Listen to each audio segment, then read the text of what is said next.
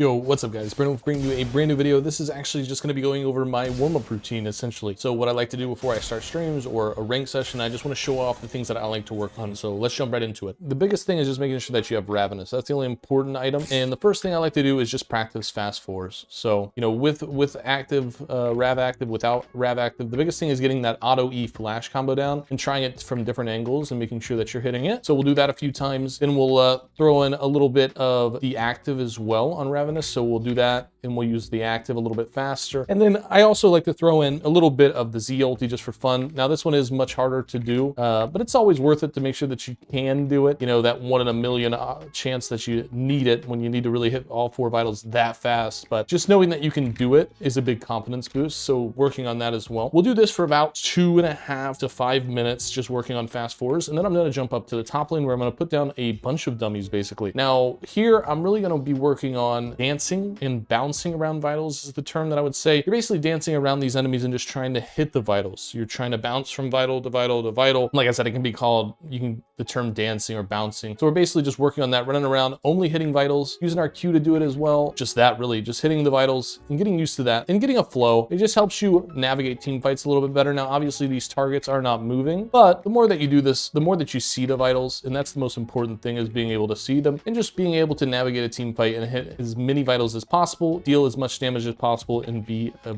big of a nuisance as you can be. Now we're actually going to do this for another 2.5, 3, 4 minutes, and we're going to clear all the dummies, and now we're going to work on our flash vitals. So flash vitals, you know, I like to do it a little bit differently. I like to A click and then flash just because I feel like I can see it better. It makes more sense for me. So we'll just do this for a while. Now when I'm alone and I'm doing this, I usually make sure that I can hit 10 in a row before I stop myself. If I'm on stream doing it, I'll limit it a little bit more so that it's not too crazy and I'm not taking up too much time. We're basically just sitting here flash vitaling for a while and getting used to the feel of it so that we can do it consistently in our ranked teams. And then the next step after the flash vital is going to be getting used to the slide flash vital, where we're going to Q in and then hit the vital. It would look something like this. So the only thing about the sliding flash vital is it's much more difficult to do. You basically want to slide and you don't want to move your cursor until Fiora has hit the end of her dash. And then we'll go for the flash vital. So we're queuing, we're waiting until she gets to that spot, then we're 8-click flashing. So this one's a little bit more difficult. I usually don't try to get like 10 in a row with this one. I just make sure that I can do it. Try to do this for, you know, 2-3 minutes as well. Make sure that we're consistent with it and we're looking good. And then we'll move on to a little bit of tower diving, just a little bit of work on the tower, put some minions down, and make sure we got our toggle champs only on. Now, obviously we can see the towers at 5,000, so we just don't want to make any mistakes, don't want to do any damage to the tower, but make sure that we can hit all 4 vitals on these dummies. Just doing a little bit of that. It'll help you out in your rank teams a lot when you're going for dives and stuff like that to make sure that you don't hit the tower. Just getting in that mindset of like, okay, I have to have toggle champs only before I do this. So this is another thing I like to do, and I don't spend too much on this. Spend like a minute doing this, not really too long at all, honestly. Oh, another thing that's really fun too, when you're like under tower, a fun flash vital, you can actually flash vital on a forward facing vital, which is kind of fun too, because you get the movement speed. So if I hit this vital and I want to run away, I can hit vital and then flash vital away and get the move speed. Also, I've always wanted to do this. I never got the chance to, but I've always wanted to flash vital on a front facing vital on like, you know, a tank, and then use the movement speed to actually go for backline, because you can like flash too and get the move speed. So it's like kind of crazy if I could do it right like that, where I just make that big of a gap from flash vital and I get the movement speed and Q. So I just create this huge distance. I've always wanted to get that down in a real game. I think it would be so much fun. But usually when you're like flash vitaling away, you're using the movement speed to run away and not really close the gap on somebody. But one day that play is going to come and I can't wait for it. Then after we've done all that, what we're going to do next is we're actually going to go for wall vitals. So now I like to jump around to a few different spots on the map and actually make sure that I can wall vital consistently, which is the same as the flash vital. There is just something in between you. So we're hitting, you know, first 3, and then I need to hit this last vital over the wall. This is a fun one here. I like doing this one a lot. This fight is actually much more common than you think, and you can flash and create a huge flash vital. Even from this corner, I can still hit that vital, and just getting used to that and practicing that is huge. You can do it like here as well. If somebody's on the trying to hold you down here and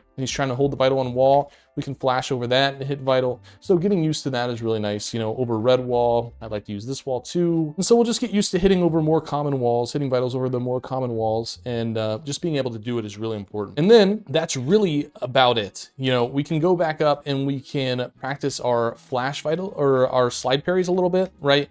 Like trying to make sure that we just get used to sliding, slide parrying into somebody, slide parrying backwards, like this type of stuff. I don't really work on this too much anymore, but I used to a lot. Not anymore though. I'm much more comfortable with slide parrying, so not too worried about practicing this. But if you're not, then I would say this is a good practice tool, is just to like get used to slide pairing backwards and different angles. Maybe I want to hit this guy. Maybe I want to cue this guy, but hit this guy with the parry. You know, just random scenarios you put in your head to give yourself a fun little challenge and try new things. Now, after we've done all that, the last thing I like to do is just try to get better with these big cues over the wall. Like going for these. There is some little points like the top of the tree, the roots. You can cue over this wall, you can cue over this wall, you can cue over this wall here. There is a lot of places that Fiora can actually cue over, but it just takes a lot of practice basically. And that's the big thing. I have been able to use this a few times and it actually worked out in a ranked game. But like I said, it's because I practice it so much that I'm able to do it. And even then it's still difficult sometimes. Like I get confused on this wall a little bit if I haven't done it in a while. There we go. This one on the way out is a little bit easier because it's the flowers here that you click. This flower, the far right one. And then you can also get over this wall too. So just something to practice and fun. But by the time you're done with everything, you've probably spent about 15. You should have spent about 15 minutes on that. And you're warmed up. You don't even realize it. You're warmed up. You're ready to go. And that's basically my warm-up routine. And then I start the stream. I start my rank session and I get going. And I think that this would help a lot of people just spending 15 minutes in the practice tool practicing mechanics on Fiora, because she's a very lucky champion where she can practice her combos in practice tool, unlike some other champions. So definitely take advantage of this. And that's the video, guys. Thank you guys so much for watching. I hope this video helps you guys out. Good luck out there in your climb. And until next time, peace out. Love ya. Bye-bye.